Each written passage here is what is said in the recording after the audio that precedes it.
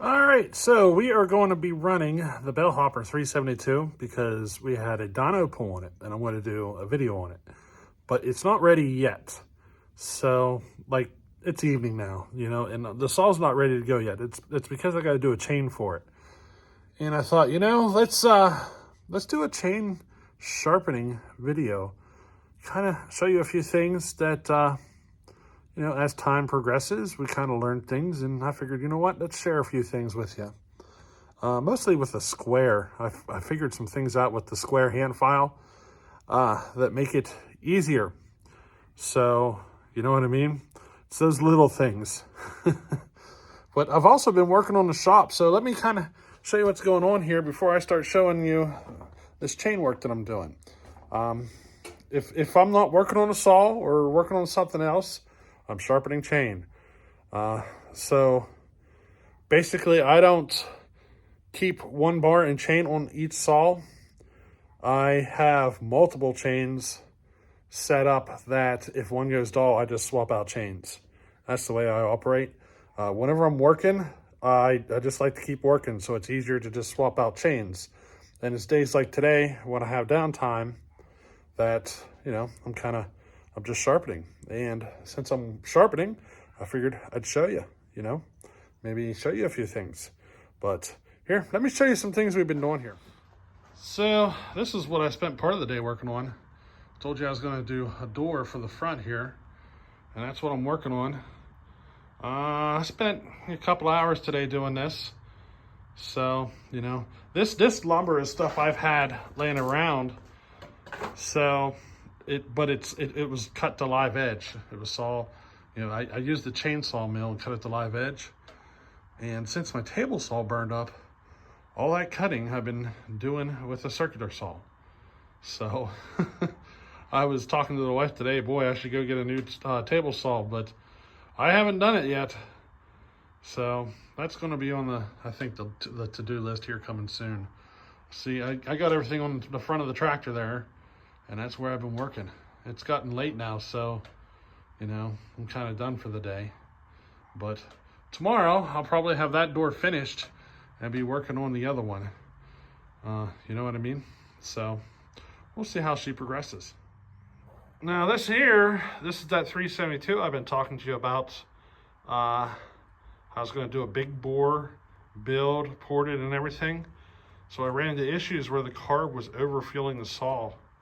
And I discovered that the carb had like a governor circuit, kind of. I wouldn't say, I don't know, it's different than what I'm typically used to seeing governors, but there's definitely a passage leading straight into the thread of the carburetor to spew fuel.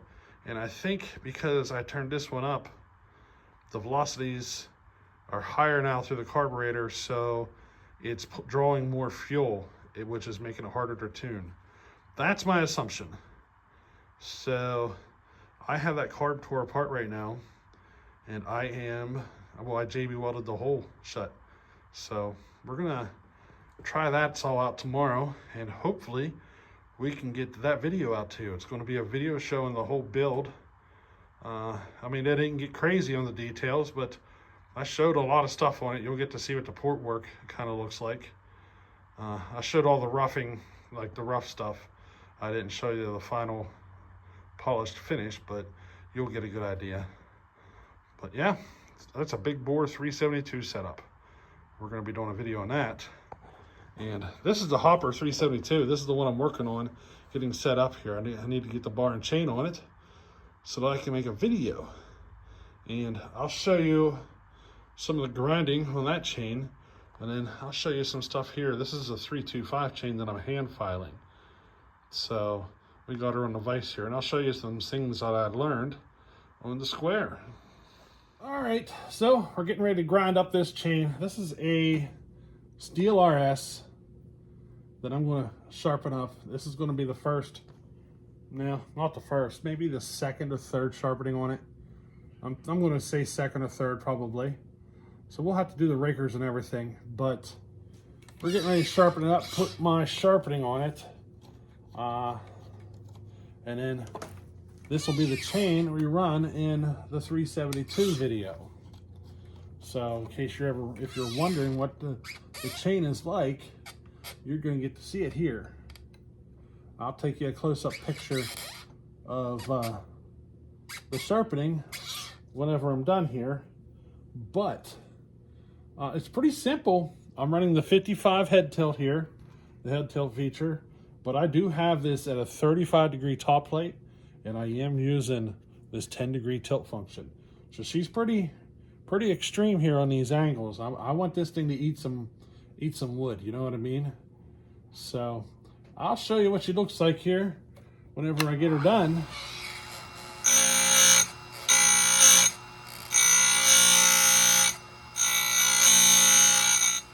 Now I find that the 35 isn't true whenever you're using this tilt function. It's closer to like 30.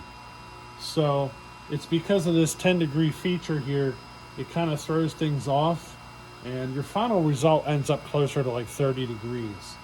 So you have to put it on 35 if you want like a 30-degree top plate.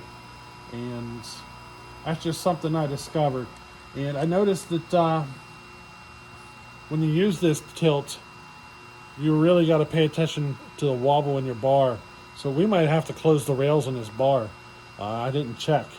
So it'll get kind of crazy on you if you get too much wobble in your chain, that side-to-side play. So, you know, that's going to be something we have to look at too. I may not have had to sharpen this chain. Doesn't look like I'm really changing anything. I'm just touching it up, I guess, just for just to feel a little more secure about it, I guess you can say. You know what I mean? But I'll keep grinding here. I'll show you a picture of what this looks like ground at these angles. You know what I mean? So it's not as extreme as it sounds. Well, I know I said I was going to take a picture, but I figured, you know, this will be good enough, right? There she is. I mean, she sounded like more extreme on video. You know, whenever I was telling you the angles, it sounded more extreme than what it turns out, huh? It's really not that bad. There's what the top plate comes out looking like. And you can see it's not much different than what the factory is. I find what this does, that 10-degree angle, if you look at the gullet area there and how far it's cut back into the gullet, it changes that, is what it seems to do. It cuts it back a little steeper, and I find it helps it to be less chattery in the wood when you do that, especially in the oaks. It gets a little wobbly on you through the wood, or it can get a little sideways cutting on you, because I don't know, there's just something about it, the way it pulls it through the wood. And you just got to make sure you have a good bar that's been dressed, and you know what I mean, it's not a bit wore out. So that's what she looks like. That's what we're going to be running on the 372 in the video. This is pretty much the way I grind most of my chains for pretty much most of my videos. Now this is a 325 chain. I'm starting to turn into a square profile, and you can see how this one, I got it a little screwed up. Just, you know what I mean, it's that up and down angle's a little off. That one's just a little off. That's because I'm just kind of flying through the chain quickly. I'm not really taking my time on it yet. So I'm basically just whatever I gotta do to get all the material removed to get her set up, and then I'll go through and start fine tuning each tooth to make them just right. But what I figured something out. You see how the chain's up on top of the vise like this? It's only clamped in at the corner. That's because this is the tooth that I'm working on. And I discovered that you need the tooth to be sitting on the corner like that, so that when your file comes in, this drops down out of the way like that, so that your file can come in and get the proper angle. Because if it's up here, when the file comes in, it wants to hit that that part of the tooth right there, right below where you're working. So whenever you put it like this, it gets it down out of the way. But that little bit of material right there, you're going to end up filing all that off. So it's a little bit of work to get her done. But this is a little something I discovered here to get them done right, is I got to put them on the corner of the vise so that that drops away.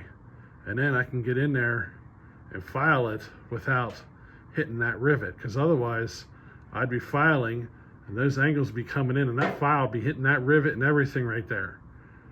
So doing this was the little trick that I figured out to get her, to solve that little problem. I do end up having to file a lot of that stuff away that you see in there. The file gets into it. And it don't really start filing and getting your angles just right until you file a decent chunk back the tooth. So, you know what I mean? You got to remove a decent part of the tooth before you can even start getting your angles the way you want them. It just doesn't work out on a brand new tooth. So if you got some chain that's half wore out, that's when you want to turn it into a square chain. Now the bar we're going to use here is an old home light bar, and I've actually been working at getting it closed just right, and I got this side's pretty good. You can see the wobble here. She's really nice, not too much, not too little, you know what I mean? The other side though, I got it a little tight. Let me kind of show you here. So if you look here, you can see the coloring on the bar. That's because when I closed it a little too tight, mostly there and there. That's because, well, here you can see a little tiny bit here, but that's because I discovered that the bars wear out a lot more in the middle than they do in the ends. So whenever you run your closer through, it's the groove in the center that's wore out, not the outside. And the closer squeezes it from the outside. So what you'll end up running into is, by the time you get your center just right, your ends will be too tight. I've been running into that.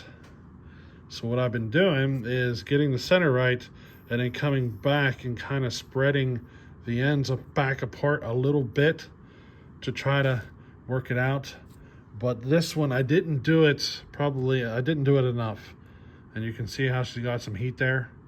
The other side's fine, but I think I'm just going to leave it there because that'll cause the tip to wear a little more evenly to what the center is, I think. You know what I mean?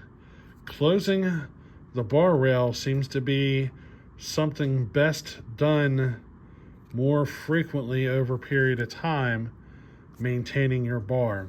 Don't wait until it's really bad, because you'll run into a situation where the center is really bad, and by the time you get that fixed, your ends will be really tight. So it's something you want to maintain over a period of time. You know what I mean? But I'm going to leave it like this. I mean, she rolls through the bar. I've actually just now spread it apart a little bit, and you can see how she doesn't want to sit down in there perfect. There's a spot right in here that's a little tight, and I'm just going to let the chain literally just wear that part of the bar out until she's nice and smooth. She'll get hot on me though, you can see, but in the end I think I'll have a much better working bar here, just because of the attention we got into it and getting everything closed up just right. Well, I just fired it up, and it's already loosened up just in 30 seconds of running. So I must have had it pretty close, and we're set pretty nice right here. So I'd say this bar is golden. I just needed to make a tweak here to help loosen it up. I just stuck a screwdriver in there, or a scrunch in there, and kind of used the handle of the scrunch and spread it apart a little bit. I loosened her up. You know what I mean? She's gliding nice and smooth now. The only issue I'm having is this cheap freaking sprocket. So it's got like tight spots. So you can see how we got a loose spot here. Turn it just a little bit and we're snug. Turn it a little bit more. There's another big loose spot. So I think what I'm gonna do is tighten it up to where that chain is just snug at this spot. And hopefully over time, as the sprocket wears, it'll kind of wear a little more round. I guess I could chuck it up in a lathe, you know, and do it. I wonder if that's possible. Let me check. So I put the sprocket in the lathe. I'm getting ready to put it back on to see if it cleaned up at all. Curious to see if that was the issue. All right, I just tried it out and it did not fix the issue, but I just discovered what the issue is. It's this groove. This groove isn't even the whole way around. It kind of snakes back and forth like so as you go around. That's what's causing that chain to do that. So yeah, she just isn't perfect. So, you know, maybe quality sprockets will help, but I'm willing to bet that after a while, this thing will just kind of wear out, or wear in or break in a little bit better, you know what I mean? But yeah, that's the issue, is I just tried it on the lathe. That didn't fix it, and then I had to get in here real close, and then I noticed that this guy wee wobbles, this line here, or this groove, it wee wobbles on the sprocket as you turn it. So yeah, that's our problem. Now, I do want to mention the Neotech here. I'm going to go back into it. So I think I made a mistake in my porting.